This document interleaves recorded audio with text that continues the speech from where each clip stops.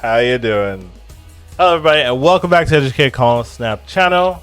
Today we'll be doing Series 4, Series 5 tier list. So this is something I haven't done in a while, but I do think it makes sense to go over the Series 4, Series 5s. In their context, we'll be focusing on both token shop and spotlight usage for both of these series cards, so it should be pretty interesting. Let's get started.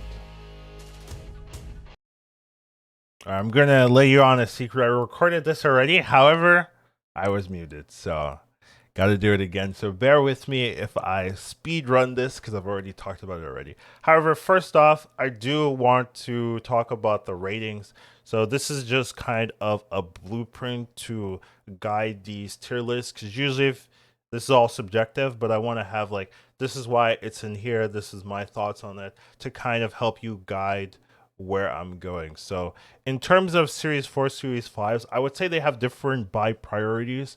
When it comes to Series 4 cards, you really want to be getting them through tokens, right? Series 5s, you really want to be getting them through spotlights. And the reason for that is Series 4, Series 5s, when it comes to spotlights, have kind of the same weight to them in essence, where there's no distinction between a Series 4, a Series 5 card in the Spotlight system. However, when it comes to tokens, right, Series 4s are 3,000 while Series 5s are 6,000. So you can pretty much get 2 Series 4s for every Series 5. So you want to primarily be getting new Series 4s that you're focusing on through the token system. You want to be getting new Series 5s that you're focusing on through the Spotlight system. So when it comes to the ratings, we're looking at the Series 4 ratings through the notion of how likely will I be focusing my tokens on it. We're going to be looking at Series 5s through both, right? But primarily, how will I be how efficient is this to spend resources on it with spotlights?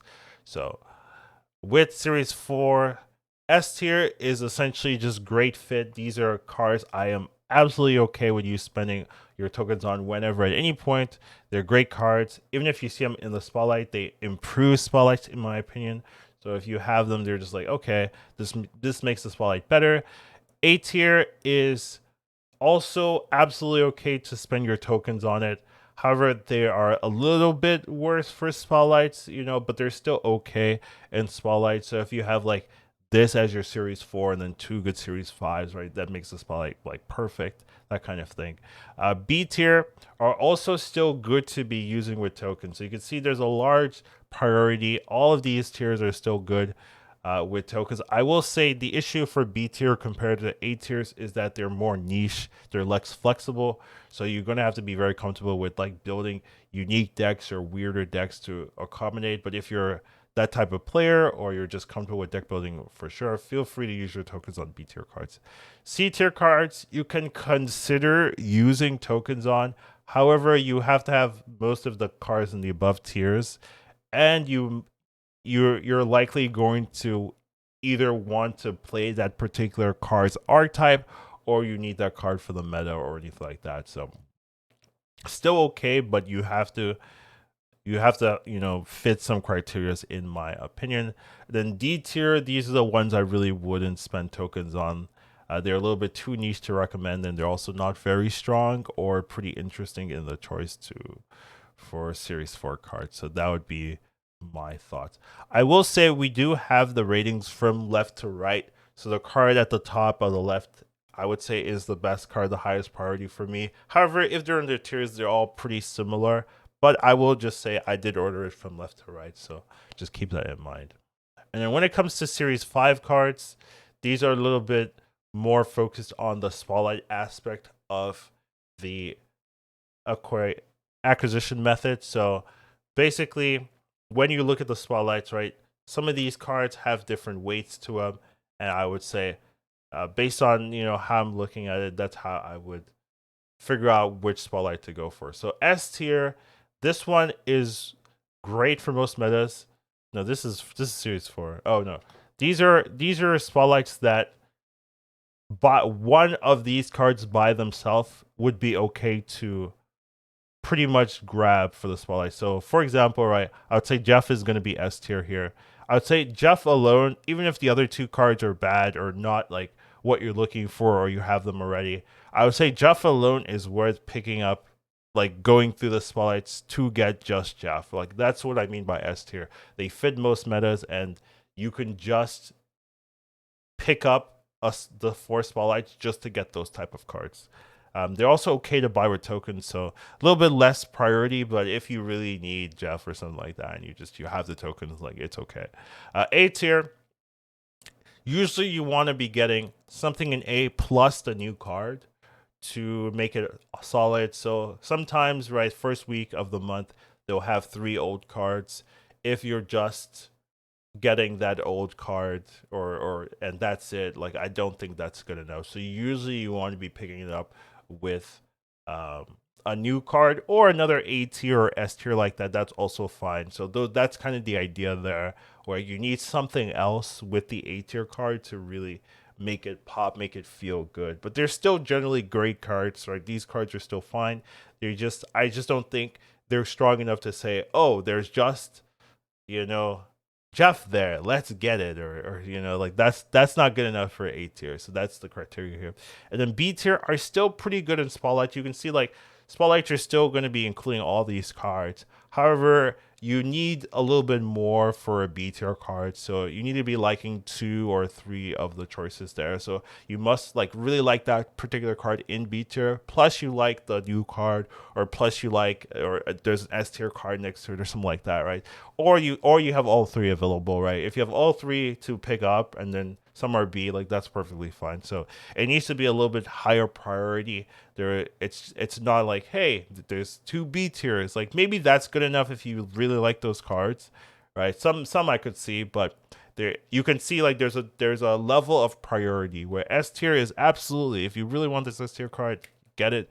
A tier is like it's still good, but you need something else. B tier is like you have to really like the cards you're getting on top of this B tier cards. So that's kind of the criteria there. And for B tier cards, I would not spend tokens on. There's a lot of cards.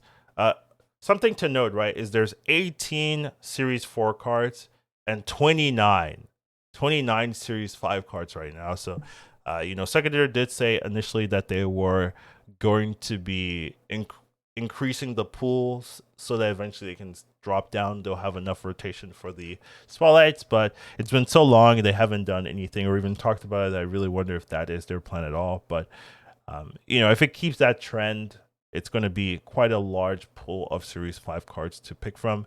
And I know it has been checked in the data mines that some of the new seasons don't have Series 4 cards. Secondary did say that they were planning to have at least one Series 4 every single month. So I just think maybe that's an issue with the data mines, and it's very likely that once the next patch rolls around, we'll see the new Series 4s. Maybe Secondary doesn't know which of the new cards they're going to make a Series 4 currently when they release that old patch recently. So that's my thoughts there. And then C and then D tier, I just wouldn't really focus on them. I think they make the spotlights worse, and I would definitely not spend tokens on them. So these are just cards you can avoid, essentially. Not that they're particularly bad, but they're not something I would spend focus on resources or focus using my resources on to. So like let's say it's one of the spotlights, sure, right? You really like the other cards, but it's not something like, oh my god, this card is in there, I have to get. Like none of the cards in C or D I would really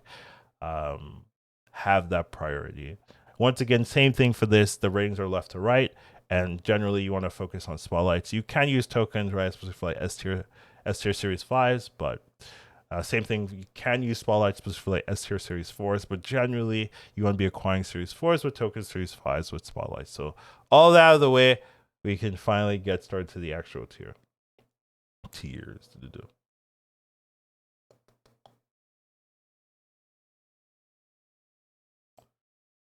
So here we have the Series 5s.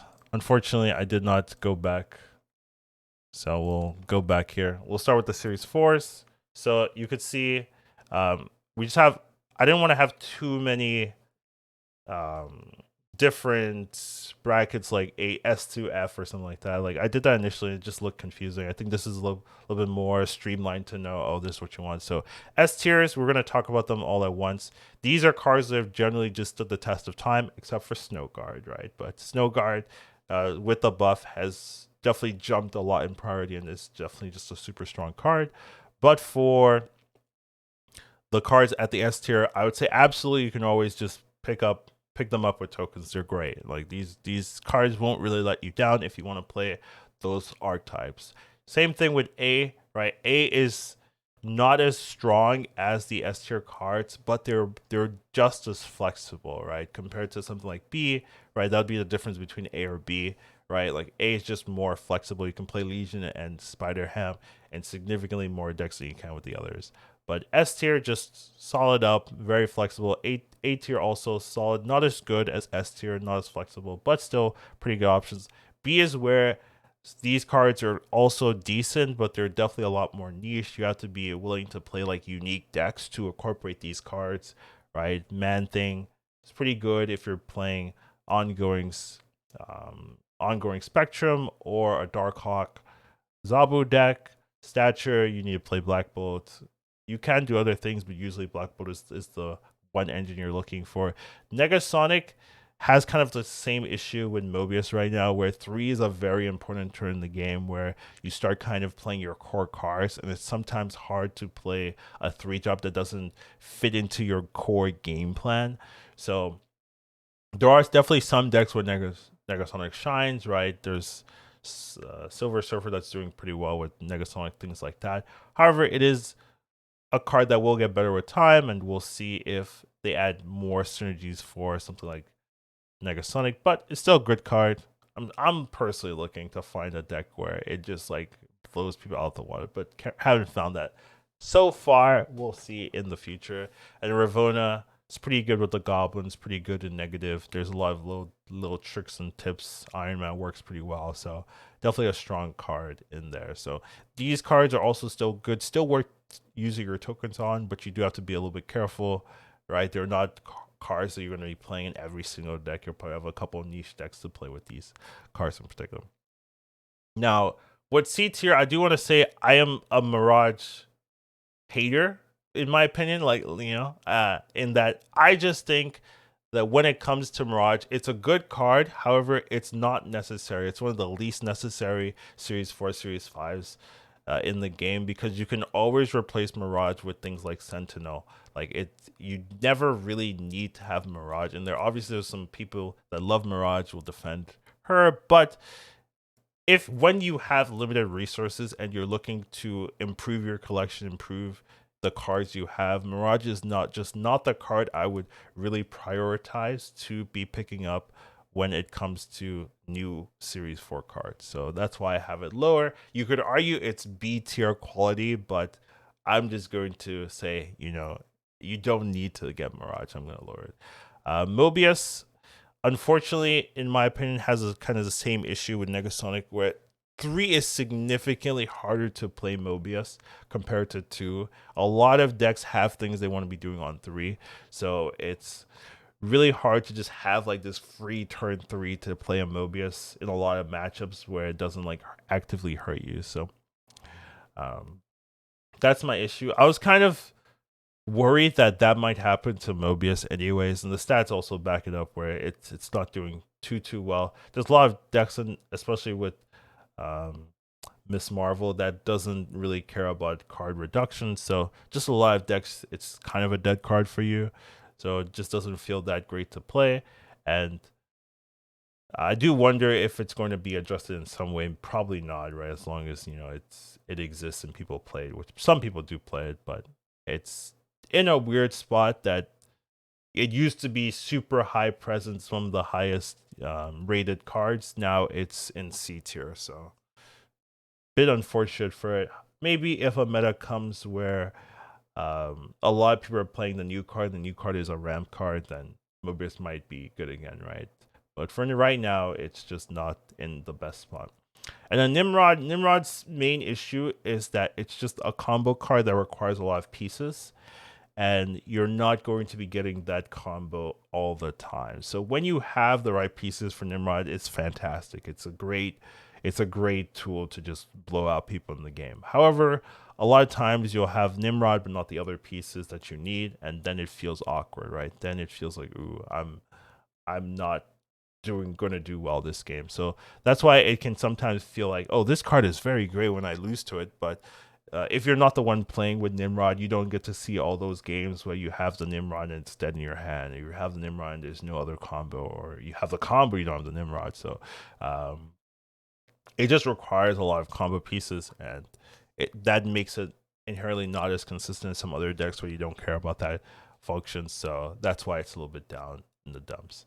And I do have all the November cards, including Annihilus and Gladiator. But for Martyr, I just don't think it's worth the resource. I do think there are some cards coming out, right? The ones that makes your one drops not be destroyed, and that might make Martyr better.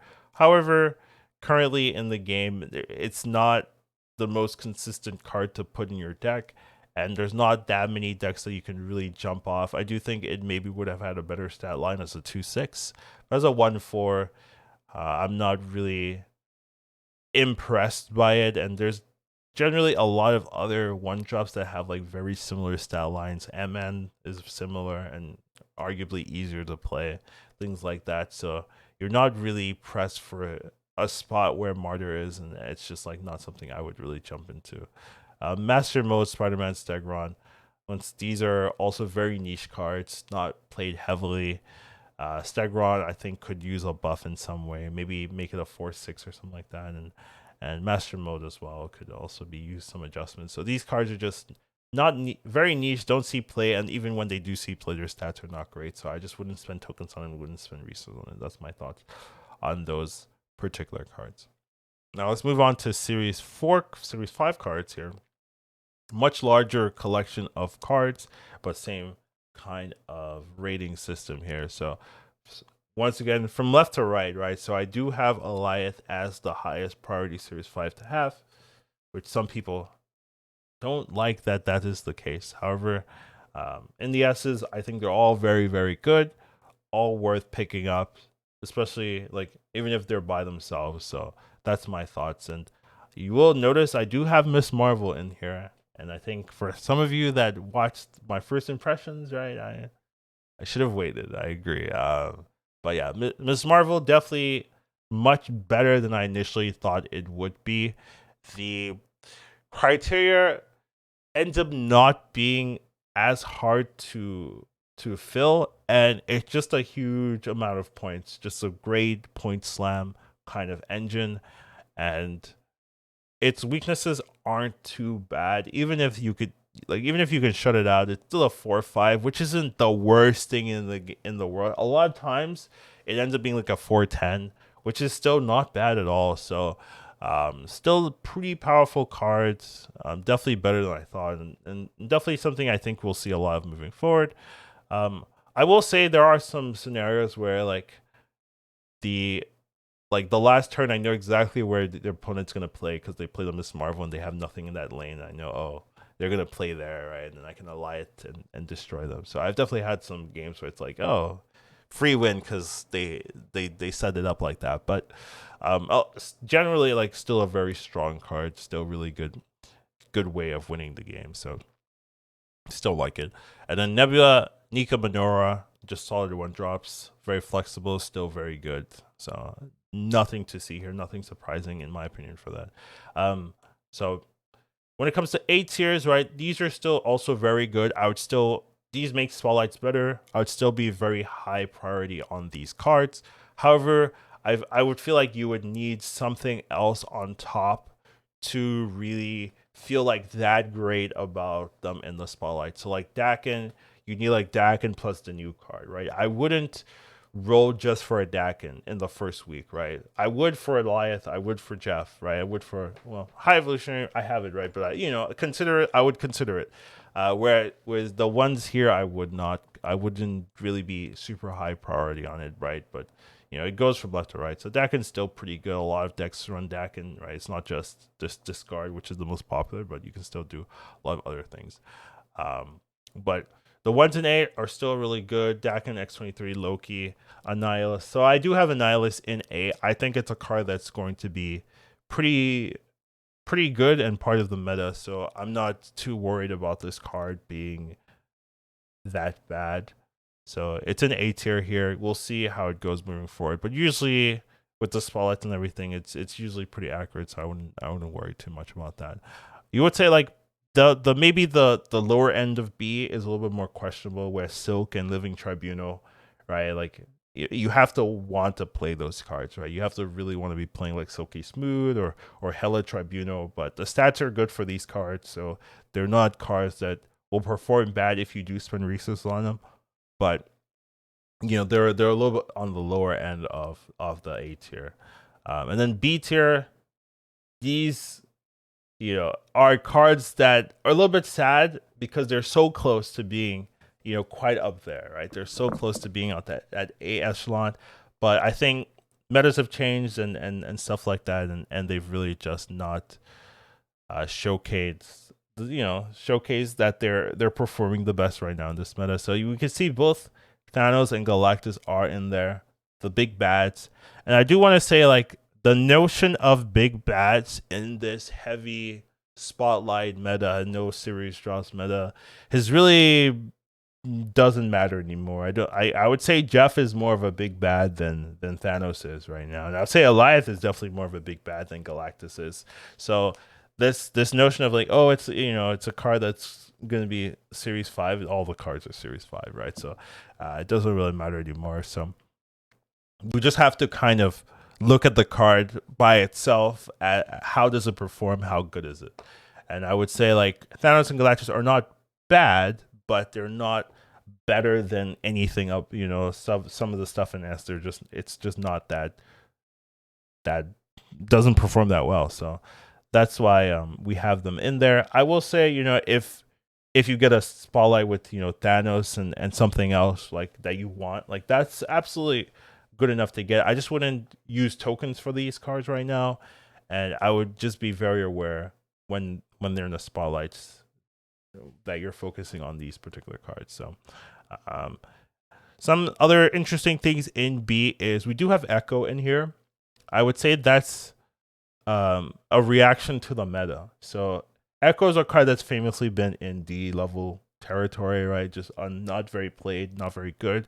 But you can see it's a card that does better when it fits the meta. And right now it's a very heavy ongoing meta. Miss Marvel's being played a lot. Echo in the middle lane shuts that down. So just a strong card in that matchup, and it's good enough, high enough presence that you see Miss Marvel that Echo has really jumped up and actually has pretty good stats right now. So it's a card you can definitely be looking into. If you want to pick it up, or look into if you want to add into your compositions. Another thing that's pretty interesting is Kitty Pryde.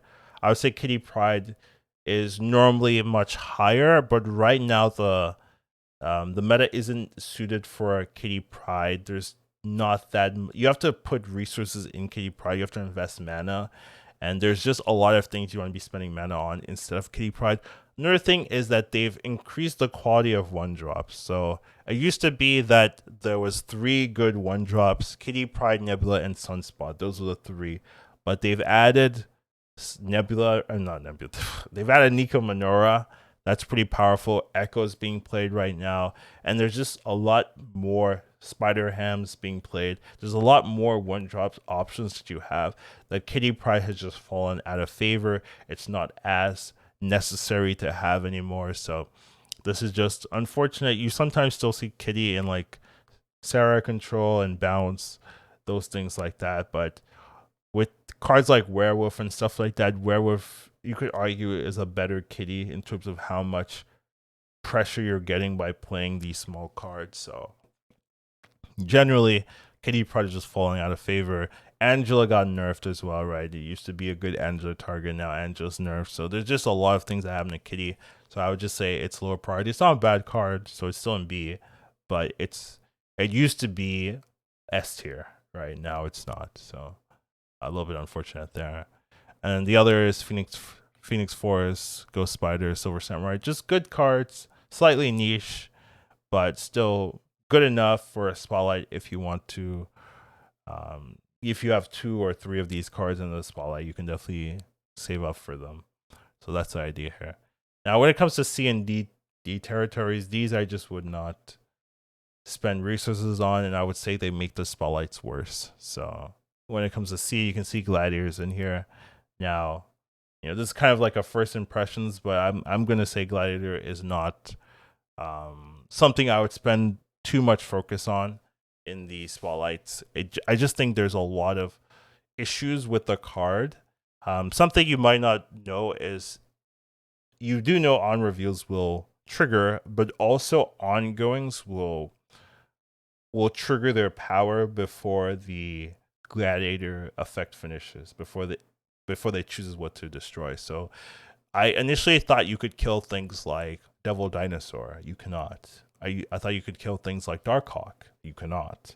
Right? So that makes it a lot worse, right? A lot of these ongoings, null and stuff that you would think, oh, I could really shut down their game plan if I kill off a Darkhawk, things like that. I could snap immediately if I kill that.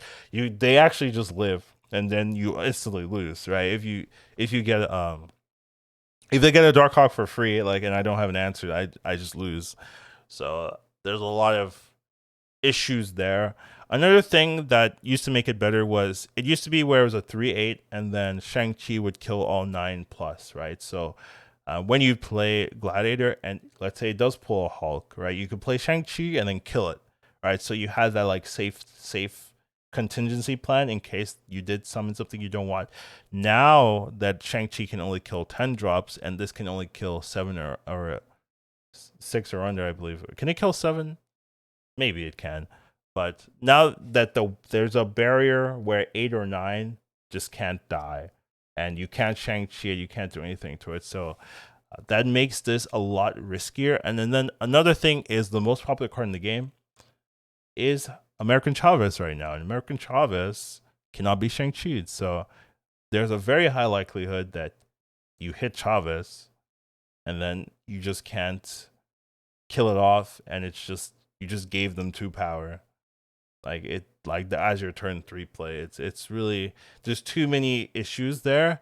So I'm just not very high on Gladiator right now. So if you if you're listening, like it's just not a card I would prioritize. Next up, and then the others are just a little bit niche.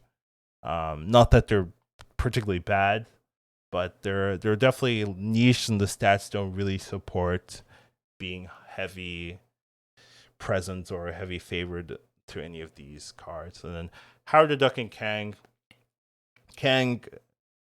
in my opinion, the worst Series 5 in the game right now. It's a little bit sad because it's a big bad, whatever that means, but it's just not a card that secondaries put focus on, and it's probably because this card causes bugs that they probably haven't spent a lot of time making it better or changing the resources. But the way it's currently designed, there's a lot of bugs that are still attached to this card, so probably not something they really want to focus too much on. And Howard is a little bit niche. There are some niche decks, but it's just like doesn't do enough, especially with all the good 1-drops in the game, that you're like, oh my god, I really want to play Howard right now. So those are Howard should be a Series 3 card, but at least a Series 4. It makes no sense as a Series 5 card for sure, right? Some of these should definitely be Series 4s, but definitely something to talk about with the lack of series drops or anything like that. So those are my thoughts on the Series 4, Series 5 cards, where they belong, or where I think they fit in the tier list system, and how to kind of approach spotlights and token shops with these in mind. So hope you guys enjoy it. The first impression of Gladiator should come out tomorrow, so look out for that, and I'll see you in the next one. It sucks that I had to do this twice. Why did I mute myself the first time? Disgusting. But anyways. Educated calling snap. Once you watch him, you won't go back. He'll teach you tomorrow, snap. Your skill